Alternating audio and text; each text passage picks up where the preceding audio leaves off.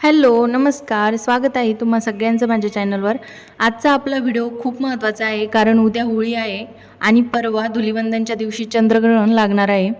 तर आजच्या व्हिडिओमध्ये आपण संपूर्ण माहिती पाहणार आहोत. होळी कशी साजरी करायची, कोणत्या वेळेत साजरी करायची, धुलिवंदनच्या दिवशी चंद्रग्रहण कसं पाळायचं, गर्भवती महिलांनी ग्रहणाचे वेदादी नियम कसे पाळायचे, ह्याची संपूर्ण माहिती आपण या व्हिडिओमध्ये पाहणार आहोत.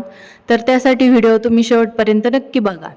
तर ह्या वर्षी म्हणजेच 2026मध्ये हुताशनी पौर्णिमा म्हणजेच होळी पौर्णिमा ही 2 मार्च 2026 रोजी सोमवारी संध्याकाळी 5:55 सुरू होते आणि ही पौर्णिमा दुसऱ्या दिवशी म्हणजे 3 तारखेला मंगळवारी सायंकाळी 5:07 संपणार आहे.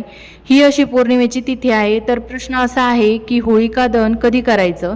तर होळिका दहन हे आपण 2 तारखेला सायंकाळी प्रदोष काळात होळिका दहन करू शकतो.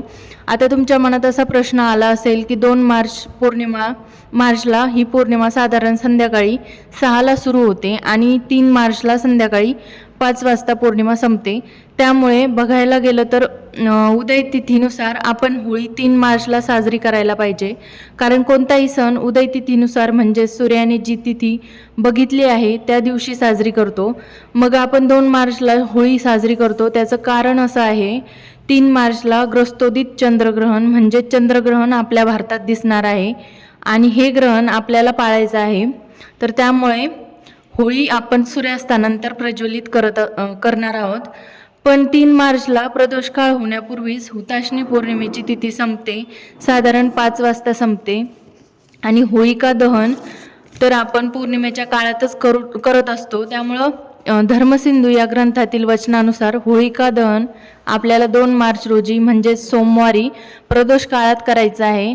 म्हणजे 6:30 ते 8:45 या दरम्यान आपल्याला होळिका दहन करायचं आहे. कारण हा पर्वकाळ शुभ आहे. तर त्यासाठी ह्याच काळात आपल्याला होळिका दहन करायचं आहे. अशा प्रकारे होळी आपण साजरी करू शकतो. तर चंद्रग्रहणाचा कोणताही अडथळा आपल्याला ह्या होळीच्या दहनाच्या वेळेस येणार नाही. कारण चंद्रग्रहण हे 3 मार्च रोजी मंगळवारी आहे. तर मंगळवार दिनांक 3 मार्च 2026 रोजी दुपारी 3:20 हे ग्रहण सुरू होणार आहे आणि त्यानंतर ते सायंकाळी 5:04 या ग्रहणाचा मध्यकाळ असणार आहे आणि ग्रहणाची समाप्ती सूर्यास्तानंतर म्हणजे सायंकाळी 6:48 होणार आहे. भारतामध्ये साधारण 3 ते 3.5 तासाचं हे ग्रहण असणार आहे. जास्त काळजीचं काहीच कारण नाही आहे. कारण जेवढं होईल तेवढंच नियम पाळायचे आहे. आपल्याकडील जे चंद्रग्रहण आहे ते खग्रास स्वरूपाचं आहे, पण संपूर्ण भारतामध्ये कुठेही ते खग्रास स्वरूपात दिसणार नाही.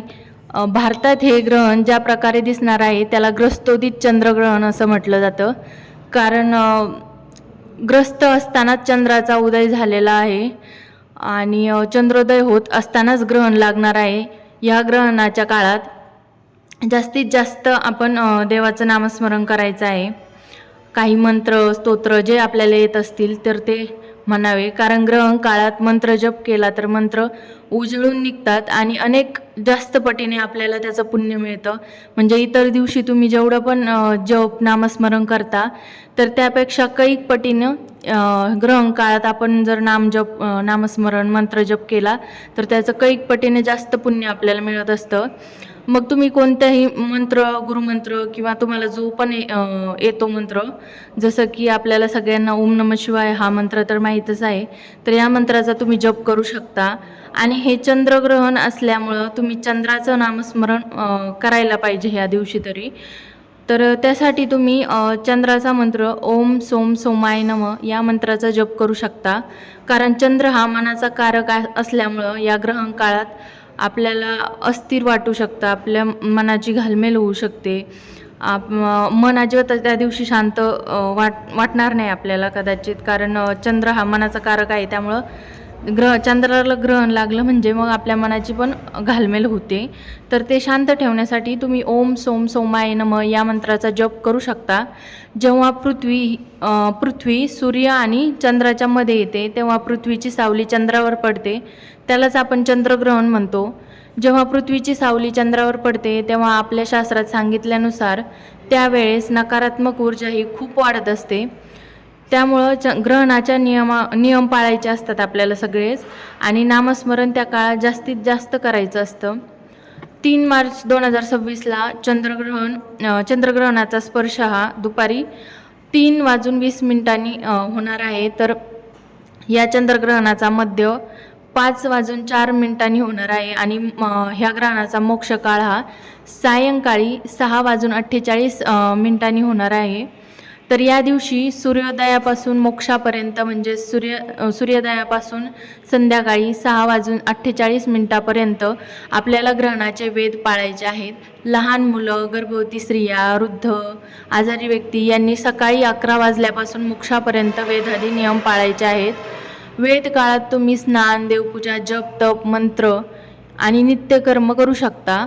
वेदामध्ये भोजन करू नये, पण वेद काळात तुम्ही पाणी पिऊ शकता.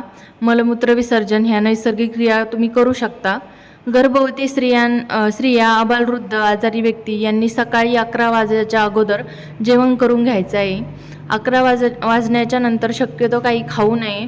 विशेष करून गर्भवती स्त्रियांनी वेद काळात भोजन करू नये आणि जेव्हा प्रत्यक्ष ग्रहण काळ लागेल म्हणजेच दुपारी 3:20 पासून ते 5:04 काहीच खायचं नाही आणि नैसर्गिक क्रिया पण काही करायच्या नाहीत. आणि त्या काळात विशेष म्हणजे झोपू नये. गर्भवती स्त्रियांनी तर अजिबातच झोपू नये. आणि गर्भवती स्त्रियांनी ह्या ग्रहण काळात पूर्ण ग्रहण काळाचं वेधापासून तर ते मोक्षापर्यंत आपण नामस्मरण करायचं आहे. नामस्मरण तुम्ही जेवढं जास्त कराल तर तेवढं जास्त गर्भवती स्त्रियांसाठी ते चांगलं असणार आहे. त्यामुळंच ह्या दिवशी तुम्ही पूर्ण नामस्मरण करा. आणि ह्या दिवशी जास्त निगेटिव्ह एनर्जी असते. ग्रहणाच्या काळात खूप जास्त निगेटिव्ह एनर्जी असते. त्यामुळं घरी पण तुम्ही हे सगळे नियम पाळायचे आहे. जरी आपल्या घरी कोणी गर्भवती नसेल, बालवृद्ध नसतील, तरी पण तुम्ही याचे नियम असे पाळायचे आहेत की तुम्ही जे पण आपण पाणी पितो ते झाकून ठेवायचं आहे. अन्न केलेलं ते पण झाकून ठेवायचं आहे. ग्रहणात भोजन करायचंच नाही. तर असा होता आजचा हा माहितीपूर्वक व्हिडिओ, ज्यामध्ये मी तुम्हाला होळिका दहन कधी करायचं, कसं करायचं, गर्भवती स्त्रियांनी कसे ग्रहणाचे नियम पाळायचे, ग्रहण कधी आहे, ती सगळी संपूर्ण छान माहिती मी तुम्हाला दिलेली आहे. तर तुम्हाला हा व्हिडिओ कसा वाटला मला कमेंटमध्ये नक्की कळवा.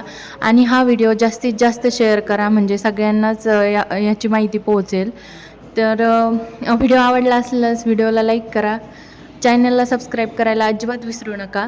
आणि भेटूयात अशाच नवनवीन छान छान माहितीपूर्वक व्हिडिओसोबत. तोपर्यंत बाय बाय.